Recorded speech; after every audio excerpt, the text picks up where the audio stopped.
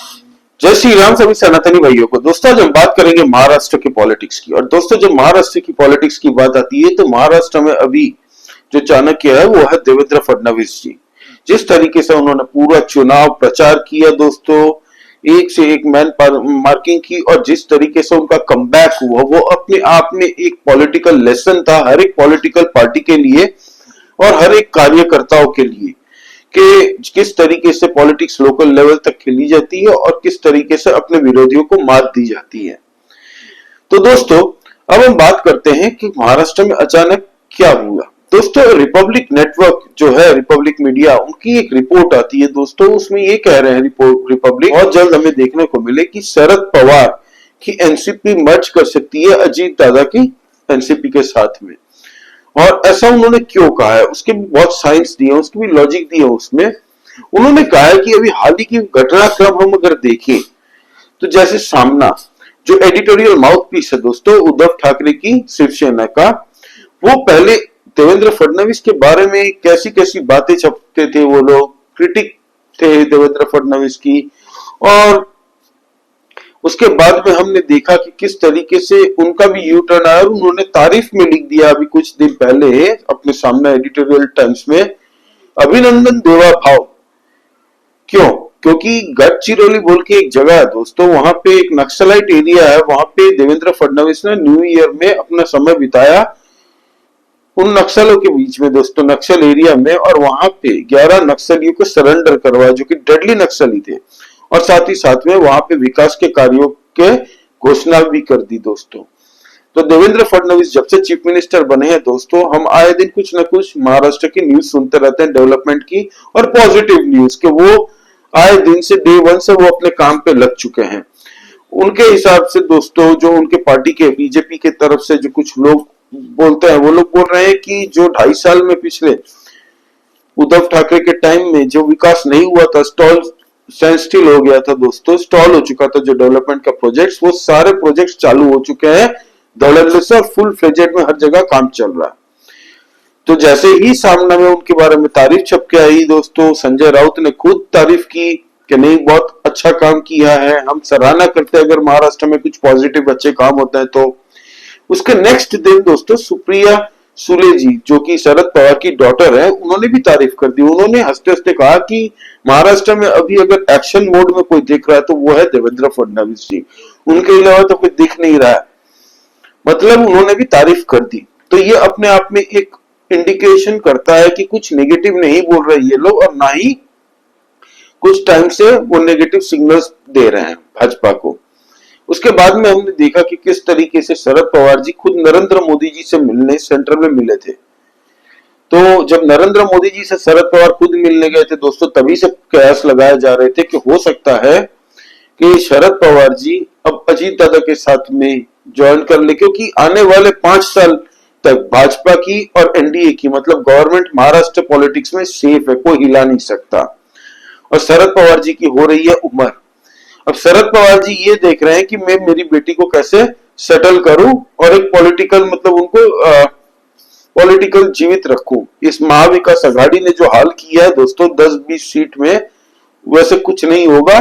उससे बढ़िया मेरी पार्टी भी चली गई है। मेरी पार्टी टूट के जितने भी मैंने 50 साल से 40-50 साल से जो मेहनत की थी शरद पवार जी ने 30-40 साल से, वो सारे के सारे लोग चले गए दोस्तों अजीत दादा के साथ में। तो वो नहीं चाहते कि पार्टी टूट के बिखर जाए, उससे बढ़िया कि घर की पार्टी घर में ही रहे। तो हो सकता है कि सुप्रिया सुले जी के लिए एक कैबिनेट में जो सेंट्रल गवर्नमेंट में एक सीट मांगने गए हो कि भाई हमें वहां पे एक मेरी बेटी के लिए आप कोई वहां पे देखिए कोई भी पोर्टफोलियो। उसके बाद में दोस्तों उद्धव ठाकरे, अब आप देखिए शरद पवार बड़े स्मार्ट लीडर माने जाते हैं। हाँ थोड़े ओवररेटेड है दोस्तों, लेकिन स्मार्ट माने जाते हैं क्योंकि उनका एक्सपीरियंस बहुत है। उन्होंने देख लिया, उनको क्लैरिटी है कि भाई 5 साल तक तो महाराष्ट्र में कोई चांस नहीं है मेरी पार्टी रिवाइव करने का, और कोई ऐसा मौका है नहीं। अब है बीएमसी है, वो तो उद्धव ठाकरे के लिए ऐसा गाजर है कि वो खाएगा तो जिंदा रहेगा, नहीं खाएगा तो वो सबसे पहले पतन होगा उद्धव ठाकरे की शिवसेना का। तो शरद पवार ने देखा कि भाई भाजपा अब रहेगी स्टील रहेगी कंफर्टेबली, अब इसको कोई नहीं हिला सकता। और सेंट्रल गवर्नमेंट में हम डायरेक्ट मोदी जी से बात करते हैं, मोदी जी अमित शाह जी से बात करते हैं कि हम अगर विलय कर लेते हैं अजीत दादा के साथ में, तो मेरी बेटी के लिए क्या हमें यूनियन में आप क्या पोर्टफोलियो ऑफर करेंगे। उससे क्या होगा कि इनकी पार्टी एक हो जाएगी, फिर से हो सकता है, क्योंकि इसका इंडिकेशन दोस्तों कुछ दिन पहले प्रफुल्ल पटेल जी ने भी खुद दिया था। प्रफुल्ल पटेल जी ने ये कहा था कि अजीत दादा की जो मदर है उनका भी ये कहना है कि घर के सब मेंबर एक साथ रहें, आपस में लड़ाई ना करें और इनकी पार्टियां एक साथ रहें। इसका और एक मतलब है दोस्तों, इसका मतलब ये है कि वो भी यही चाहते हैं अजीत दादा की तरफ से कि ठीक है विलय हो जाए आपस में, चाचा और अजीत दादा के बीच में कोई डिफरेंसेस ना रहे, और घर की एक पॉलिटिकल पार्टी थी, अगर एक हो जाते हैं तो इससे नुकसान किसी का नहीं है, उल्टा भलाई होने वाला है। तो शरद पवार जी तो अपना सेट हो जाएगा, और मोस्टली लगभग ये डन डील है, एनडीए में वो आ सकते हैं। अगर आते हैं तो उनके 8 एमपी तैयार है दोस्तों शरद पवार की पार्टी से, मतलब एक हो जाता है तो फिर वो अजीत दादा के खाते में आएगी, है ना। तो भाजपा मतलब एनडीए पहली बार 300 का मार्क पार करेगी दोस्तों सेंट्रल में, तो सेंट्रल में ये पावर बन के उभरेगी। अब दोस्तों 293 अभी है, 8 का मार्क अगर ऐड होता है तो 300 पार हो गया तीसरी बार। अब दोस्तों उद्धव ठाकरे, आपको मैं लिख के देता हूं दोस्तों, आप ये देखिएगा थोड़े ही टाइम के बाद उद्धव ठाकरे भी अनकंडीशनल सपोर्ट दे सकता है भाजपा को, या हो सकता है कि बोल दें कि भाई हम एकनाथ शिंदे जी के साथ आ रहे हैं। एकनाथ शिंदे जी को हालांकि बहुत जन बोल रहे हैं कि अनकंफर्टेबल लगेगा, क्या एकनाथ शिंदे जी इनसिक्योर फील कर रहे हैं। तो दोस्तों देखिए वो चीफ मिनिस्टर थे 2.5 साल, ठीक है।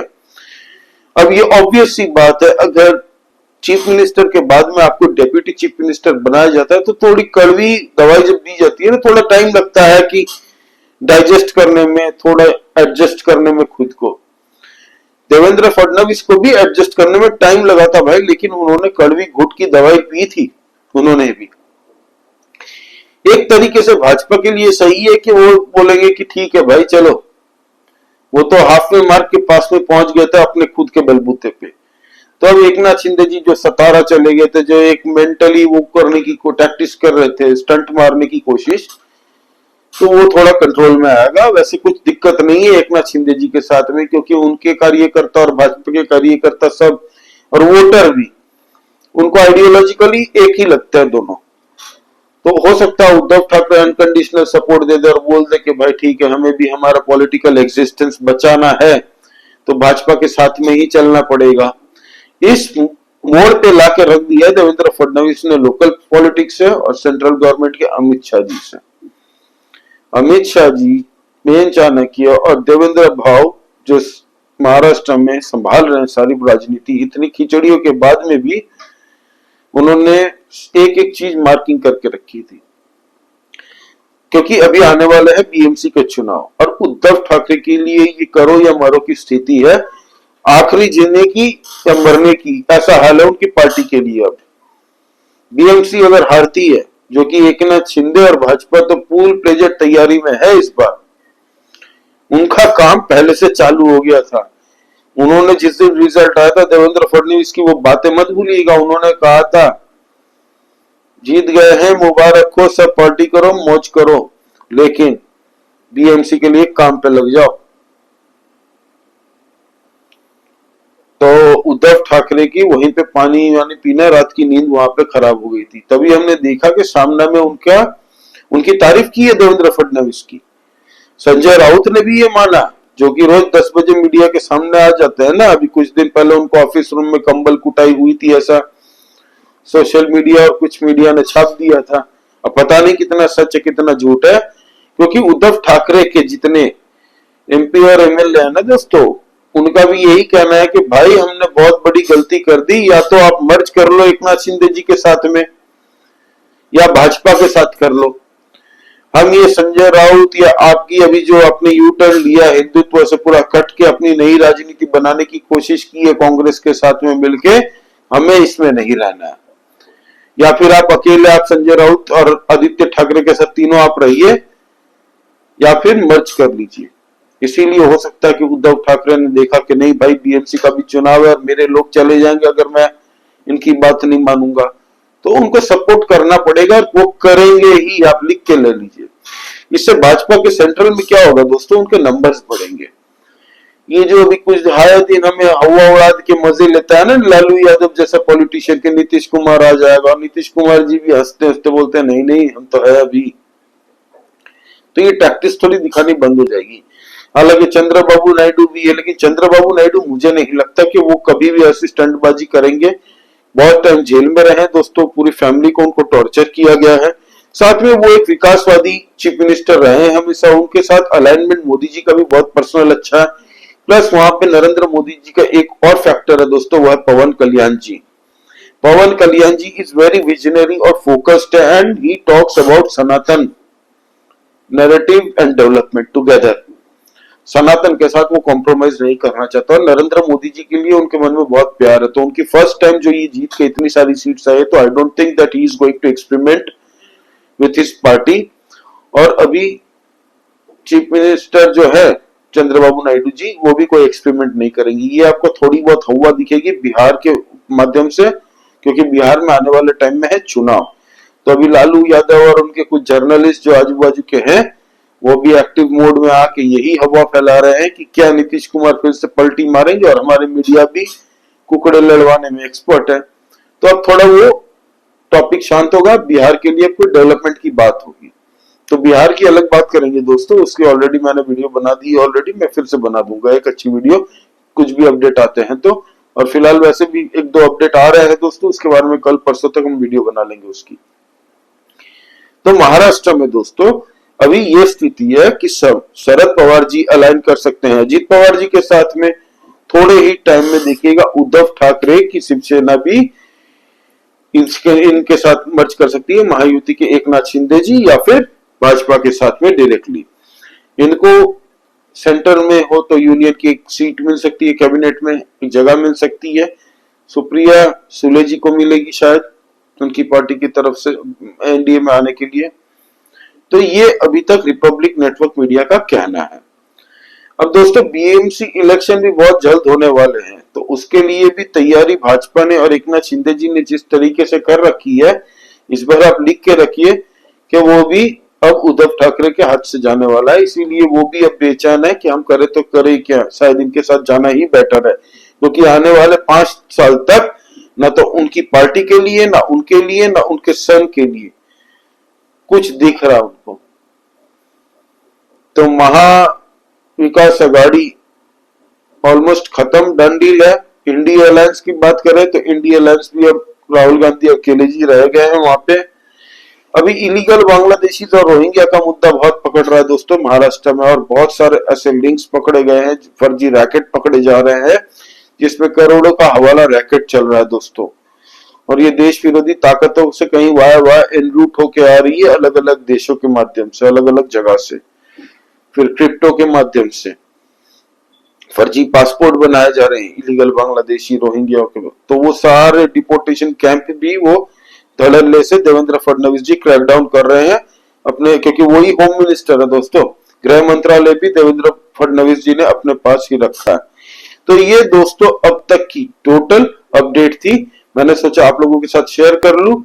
तो अगर ऐसा होता है बहुत जल्द हमें सुनने को मिलेगा, ये रिपब्लिक का दावा है। और हमें भी, हमने पिछली भी जो वीडियो बनाई थी उसमें भी ये कह दिया था कि बहुत जल्द हमें देखने को मिलेगा कि देवेंद्र फडणवीस भाव ऑलरेडी मिशन 272 के पीछे लग चुके हैं, और भाजपा का मिशन 272 बहुत जल्द पूरा हो जाएगा दोस्तों। वो कहीं से एकदम क्लोज आके भी कुछ ना कुछ वो उनका ऑलरेडी बैकग्राउंड में चल रहा है मिशन 272। तो भाजपा ये इंश्योर करेगी कि ऐसी नौबत कहीं ना आए कि कोई भी पॉलिटिकल पार्टी उनको दबाने की कोशिश करे, क्योंकि आने वाले टाइम में पार्लियामेंट के अंदर में बहुत बड़े बड़े रिफॉर्म्स करने हैं दोस्तों, बहुत बड़े बड़े बिल पास करने हैं।